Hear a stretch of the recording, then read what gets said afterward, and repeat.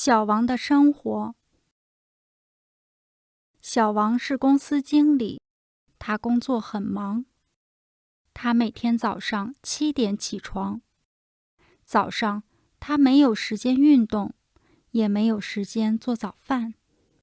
起床后，他穿衣服、刷牙、洗脸，然后开车去上班。他的公司比较远，他每天需要开车1个多小时去公司上班。上班的路上，他喜欢一边开车一边听音乐。他喜欢听英文歌，有时也听中文歌。小王的公司旁边有一家咖啡店，每天上班前，他都会去店里买一杯咖啡和1块面包，这是他的早饭。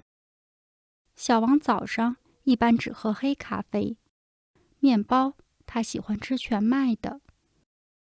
小王每天上午都有很多工作，中午他有1个小时的休息时间，但是他常常工作很忙，很少有时间跟别的同事一起去吃午饭，所以他总是叫外卖，一个人在公司里一边工作一边吃饭。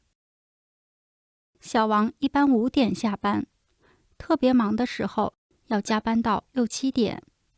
下班后，他还要开1个多小时的车才能到家。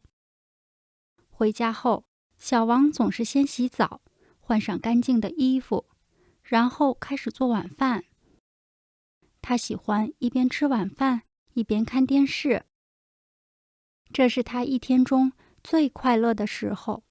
没有工作，什么都不需要想，只是吃自己喜欢的东西，看自己喜欢的节目。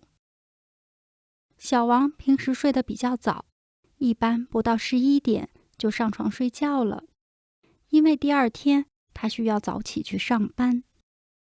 周末的时候，他会睡得晚一些，一般要12点以后才去休息。有时他会看电视，看到1、2点钟才去睡觉。在视频下方的描述栏中，可以找到额外学习资料的链接。谢谢大家的收看，我们下次见。